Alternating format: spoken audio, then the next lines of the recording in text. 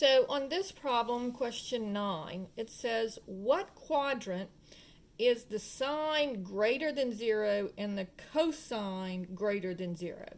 So that means greater than 0 is positive. So I want to see where the sine is positive and the cosine also positive. Now, let's look at, we're going to go into a little bit of detail here. I'm going to look at the sine here, the sine of t here, and the cosine of t here. All right, so on this one, remember it's all students take calculus. All right, so that tells me that the sine, all of them are positive here, and here I'm looking at the sine of t, and the sine is positive in the second quadrant, but these are the two places that the sine is positive, but here just the tangent is positive, so the sine would be negative, and here the cosine is positive, so the sine would be negative. Now, if you think about it, the sine is the y coordinate. So when you're going up, when you're drawing your triangles and you're going up, the opposite is going to be in the positive direction. So the sine would be positive anything above the x-axis. Whereas if I'm drawing my triangles and I'm going down like this, or like this, see how my y-coordinate is down here and here? And so they're going to be negative. But you can just use all students take calculus if you want. Now let's look at the cosine. So again, all students take calculus. So the cosine is positive in the first quadrant and in the fourth quadrant. Because you see here is all students take calculus. So it's positive here and here. Because all of them are positive in the first, and then for the cosine is the only one that's positive in the fourth quadrant. So it would be negative here and here. And again, thinking about it, the cosine is the adjacent, so it's dealing with the x-axis. Well, over here the x-axis is positive, and over here the x-axis is negative. That's why it's negative over here and positive over here. So now let's answer the questions. So which quadrant are they both positive? So sine is positive in first and second, cosine first and fourth. So they're both positive in the first quadrant. So this would be Q1. All right. So now, where is the sine greater than 0? So that's positive. And where is the cosine less than 0? So that would be negative. So notice, again, sine is positive first and second. Cosine is negative second and third. So the sine is positive and the cosine is negative in the second quadrant. So this would be Q2. And then here, where is the sine less than 0? So that would be negative. And the cosine less than 0. That would be negative. And so that's going to be, the sine is negative in the third and fourth, and the cosine is negative in the second and third. So they're both negative in the third quadrant. And then lastly, where is the sine negative and the cosine positive?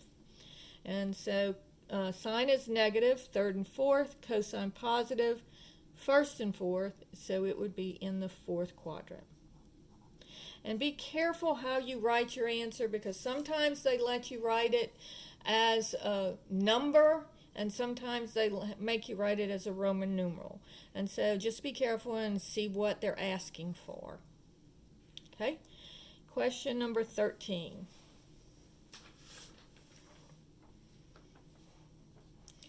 Says, my angle, if t is equal to 315 degrees, then find my reference angle and then tell the sine and the cosine of that angle.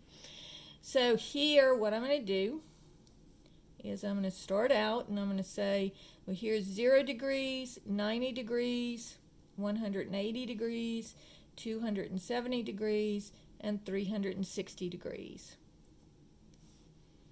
All right, so the first thing that I want to do is find out what quadrant am I in? All right, and so 315 is between 270 and 360. Oh, and my pen just busted. Hang on one second, let me fix it.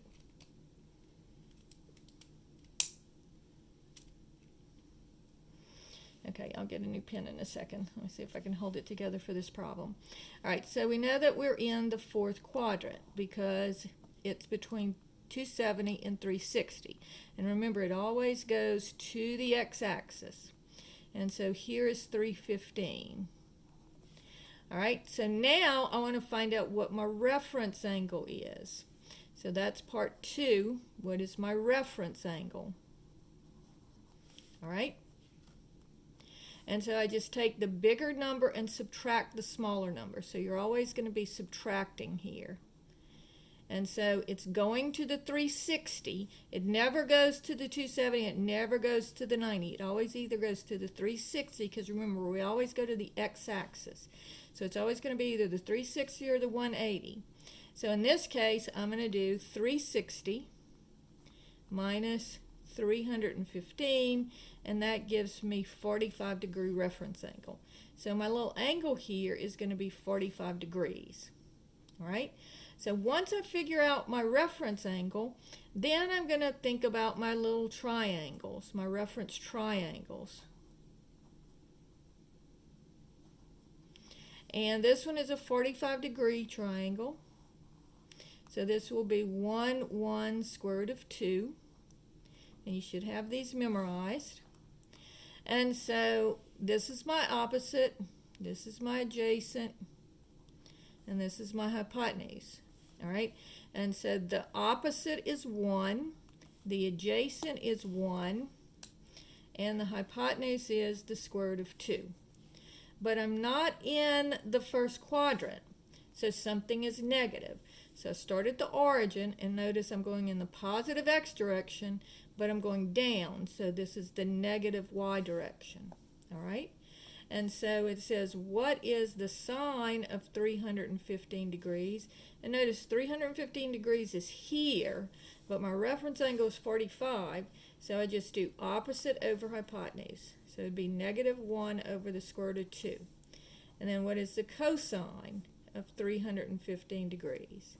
So that's going to be adjacent over hypotenuse. So that's 1 over the square root of 2. And then the tangent of 315 degrees is going to be opposite over adjacent. So that would be negative 1 over 1, which is just negative 1. And so that would be the trig functions for 315 degrees.